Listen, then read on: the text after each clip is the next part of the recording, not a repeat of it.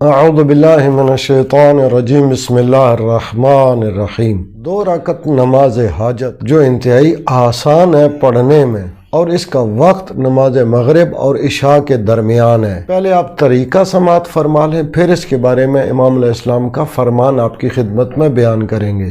اس کا طریقہ کار یہ ہے کہ مغرب کی نماز پڑھنے کے بعد اور عشاء کی نماز پڑھنے سے پہلے آپ یہ 2 رکعت نماز پڑھیں گے اور اس کی نیت کریں گے کہ پڑھتا ہوں میں 2 رکعت نماز غفیلہ قربتاً الی اللہ۔ اس کے بعد سورہ الحمد کی تلاوت کریں گے اور سورہ الحمد کے بعد سورہ انبیاء کی ان آیات کی تلاوت کریں گے۔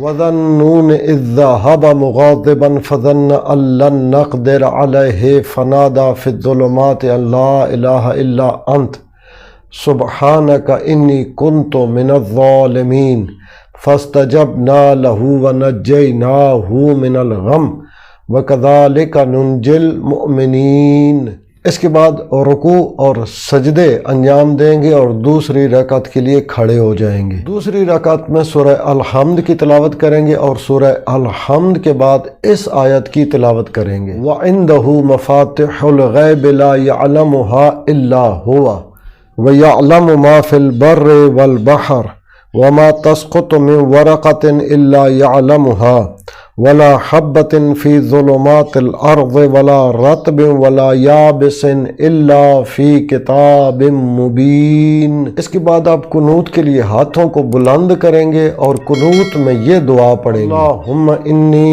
اسألک بمفاتح الغیب التي لا يعلمها الا انت ان تصلی علی محمد وآلہ وان تفعل بی۔ اس کے بعد یہاں پہ آپ اپنی حاجت بیان کریں گے، اور آپ اپنی حاجت اپنی زبان میں بھی بیان کر سکتے ہیں۔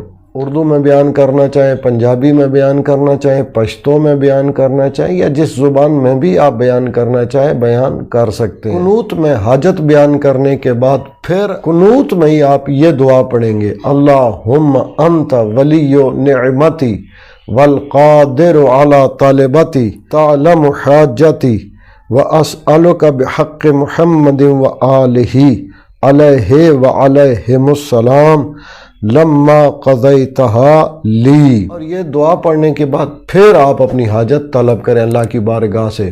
اس کے بعد آپ رکوع کریں گے، سجدے انجام دیں گے، اور نماز مکمل کرنے کے بعد آپ پھر اپنی حاجت اللہ کی بارگاہ میں پیش کریں۔ امام جعفر صادق علیہ السلام ارشاد فرماتے ہیں کہ جو شخص یہ نماز غفیلہ پڑھے اور اپنی حاجت اللہ وحدہ لا شریک سے طلب کرے تو اللہ اس کی حاجت پوری فرمائے گا۔ اگر آپ کسی بڑی مشکل میں، دل پریشان ہے، یا کوئی آپ کی حاجت ہے جو پوری نہیں ہو رہی ہے، یا آپ کی کوئی دعا ہے جو قبول نہیں ہو رہی ہے، یا کوئی بیماری ہے جس سے شفا نہیں مل رہی ہے، رزق کی تنگی کا مسئلہ ہے، تو اس نماز کی پابندی کریں۔ انشاءاللہ اس عمل سے آپ کی حاجات پوری ہوں گی، دعائیں قبول ہوں گی، مشکلات حل ہوں گی، بیماریوں سے نجات ملے گی، رزق میں برکت ہوگی اور رحمت خدا شامل حال ہوگی۔ اپنا اور اپنے چینل رائے نجف کا خیال رکھیے گا۔ اللہ تعالیٰ سے دعا ہے کہ امام زمان عجل اللہ فرج الشریف کے دور پرنور میں تعجیل فرمائے اور تمام مومنین و مومنات کی حاجات کو پورا فرمائے، مشکلات کو آسان فرمائے۔ اللہم صلی علی محمد وآل محمد وعجل فرجہم۔